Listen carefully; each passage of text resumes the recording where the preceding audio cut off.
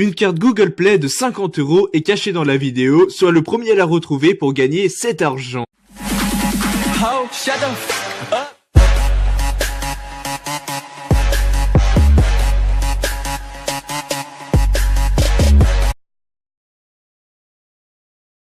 Masantésexuelle.com, c'est si bon d'agir.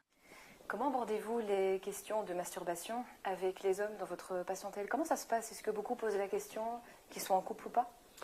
Ce sont souvent des femmes qui posent cette question en demandant si c'est normal que leur mari se masturbe. Et parfois, elles ressentent même ça comme une sorte de trahison, en disant que si leur mari se masturbe, c'est qu'il ne les désire plus.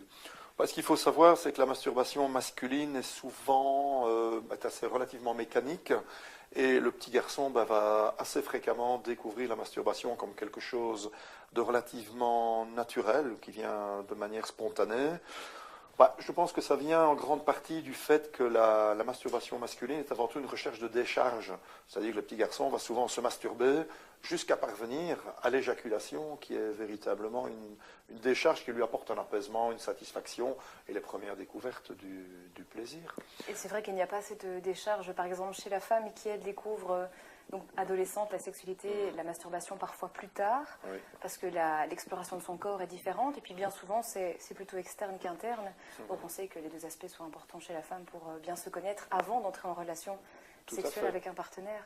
Oui, en effet. Puis parfois, chez certaines patientes, donc justement, suite à ces découvertes de leur corps, il y a parfois une incompréhension que le partenaire, par exemple, puisse continuer à se masturber, comme si quelque part il y avait une insuffisance de sexe aux yeux de l'homme, alors que finalement, est-ce que c'est pas beaucoup plus complexe?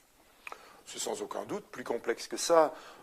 D'autre part, on ne peut pas parler d'addiction. Enfin, tout existe, mais il est assez rare de tomber sur une pratique masturbatoire qui relève vraiment de l'addiction. C'est quand même assez peu courant. Donc c'est souvent la perception de l'autre personne qui a tendance à dire il le fait trop souvent, puisque c'est souvent des hommes qu'on parle dans ce cas-là.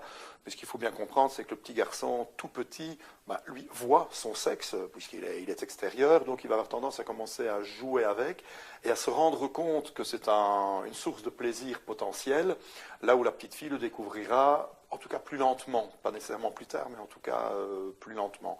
Mais je pense qu'il y a vraiment lieu de mettre de côté l'aspect addiction, et qu'en tout état de cause, c'est un sexologue qui pourra diagnostiquer si vraiment la chose est problématique, pour autant qu'il y ait souffrance chez l'un des deux membres du couple ou pas. Mais en général, on peut tout à fait rassurer la femme et au mieux lui expliquer que ce que fait son mari n'est pas du tout quelque chose qui lui prend à elle, mais que c'est un travail de découverte, d'expérimentation, ce que j'appelle personnellement l'auto-érotisme.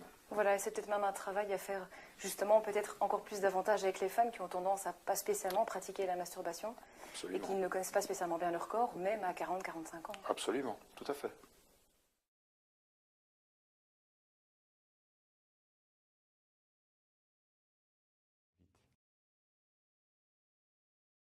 Masantésexuelle.com, c'est si bon d'agir.